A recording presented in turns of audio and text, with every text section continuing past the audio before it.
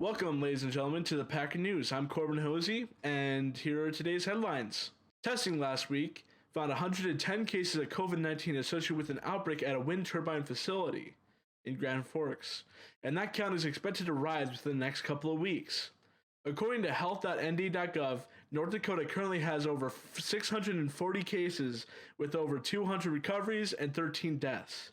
The CDC and many health officials recommend that everyone continue to social distance for the time being. Former actor of the TV show The Office and current star of Jack Ryan from Amazon Prime has started a YouTube channel called Some Good News, where he puts videos and photo of light-hearted things on his screen. And our very own Mr. Christie took inspiration from Krasinski and made his own show. And that basically, I'm just going to start by asking you some of the questions. Like what gave you the idea to create Some Good News? Yeah, so there's an actor. His name's John Krasinski. He was in shows like The Office. He played Jim on the TV show The Office, and now he's been on a TV show called Jack Ryan. It's a streaming one, I believe. But yeah, he started this probably about a month ago and started putting out episodes just because he felt like anytime he turned on the news right now, I mean, it's all about the pandemic, and it kind of drags you down. And he knew that there were good things happening out in the world, and so he wanted to share some of those stories. And so I felt like with where we are as a school right now, I think I know some of my students, even myself, some days, there's highs and there's lows with this. With us being at home and distance learning and not being able to see each other and as many people, that I just felt like some of our stories in our building needed to be shared as well. And so I kind of worked with a couple students on the first episode and tried to keep it under wraps a little. I tried to keep it quiet and got that one out there. And then the response after the first episode was great. And so I had a lot of people that had sent me stories that they wanted on there, and I had people that wanted to be interviewed for it. And so I think after a couple episodes, I think it's all been really positive, and the teachers have liked it and students have liked it, and so it's been fun. Who all helps you with the show? I basically do all the videoing and editing and stuff like that. As far as depending on the episode, I've reached out to people like this episode 2 that just went up last night. There had been a message that the Packer backers had sent out on Facebook about the speech team and wanting to thank the seniors because they didn't get to go to their state tournament last week. And so I reached out to their coach and I said, hey, is it fine if I share that message on SGN West Fargo? And she was like, yeah, please. And then I asked her again, like, could you find me a senior that would be willing to share like part of their speech? And so she reached out to one of her seniors and he sent me a clip of his speech. And so I put that in the episode as well. I've reached out to teachers that I'm friends with on Facebook and got like Mr. Smetty sent me some stuff for the first episode of him and his dog playing. And other teachers have emailed me as well, just with story ideas. And like I said, some students have reached out looking for like, hey, I've been doing this, like Caitlin Bayman, a senior, she was on this episode too. And she's been doing a photo thing on Instagram with some of the other student council members because seniors can't really share their grad cards at school. And so they wanted to put some of that information out there. So I collaborate with people as far as the interviews and getting information that I can have in the stories. But as far as the video work and the editing work, I've been doing that all by myself. Where do you get your content? I mean, kind of just going off of what I just said, there is the first episode, I reached out to my students that I have in class. And then I had seen some stuff from teachers on Facebook, like Mr. Zool, one of the counselors. He he and his family had been putting up some funny TikToks, and so I asked him if it would be fine if I put one of those in the first episode, and then yeah, just people have been people have been sending me stuff, and so I just kind of keep a list going, a tally going of things that I could use on future episodes, and hopefully end up with enough stuff to cover them. How often do you plan to upload? I mean, these first two have been about a week apart. Really, it just depends on my own schedule. You know, I'm still a teacher. I'm still sending out assignments. I'm still grading things.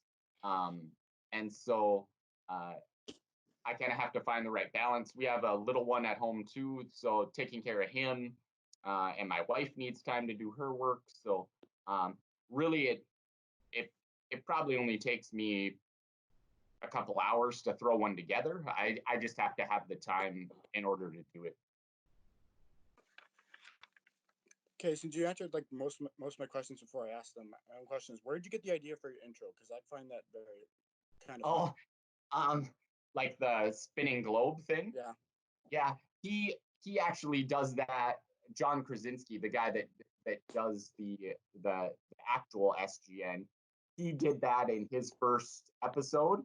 Um, and his logo is actually his. He has two daughters that must be, you know, elementary school age, and they drew out some big SGN letters, and so he imposed that over the top of it. My son isn't old enough to make me an SGN logo, so I just kind of threw one together to put over the top of it. But I kind of mimicked his idea. Thank you, Ethan. In North Dakota, our weather is always changing on us, and here's Derek Miller with this week's weather.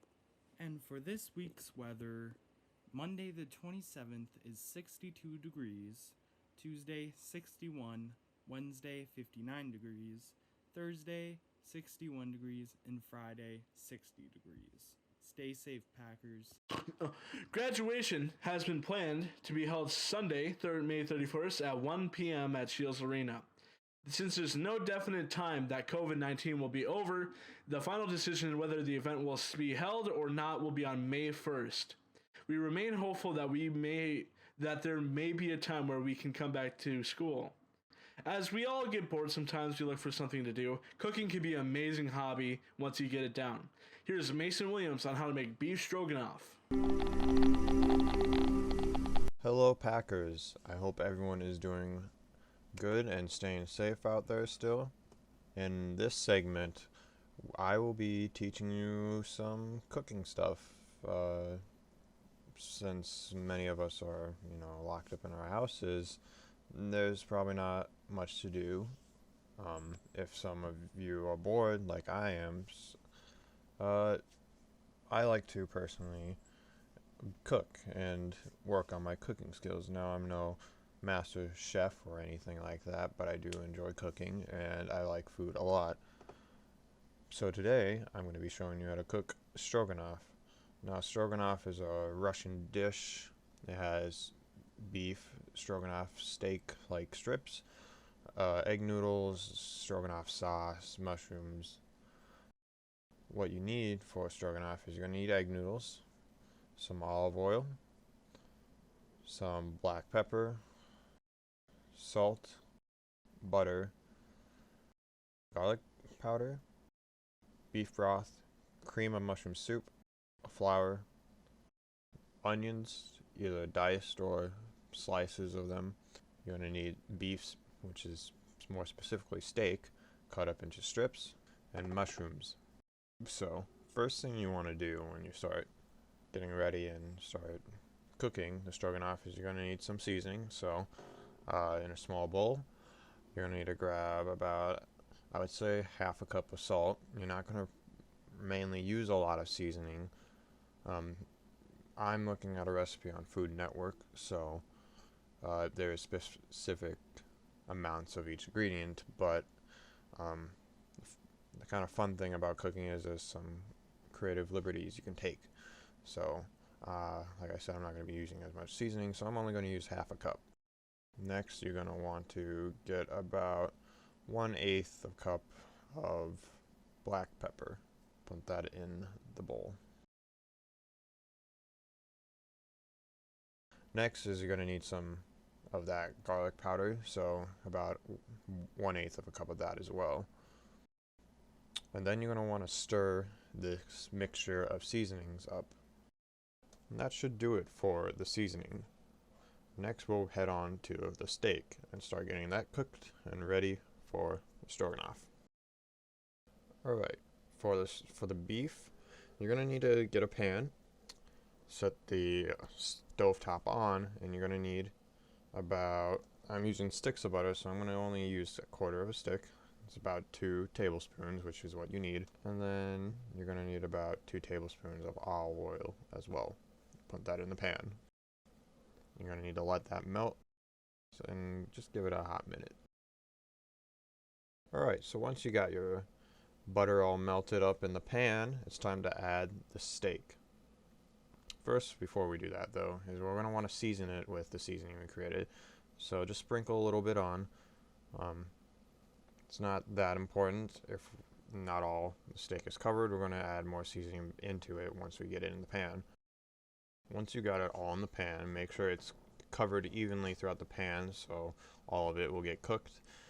Add some more seasoning on top. You're also going to want to add some flour. Just sprinkle a little bit on, dust it lightly.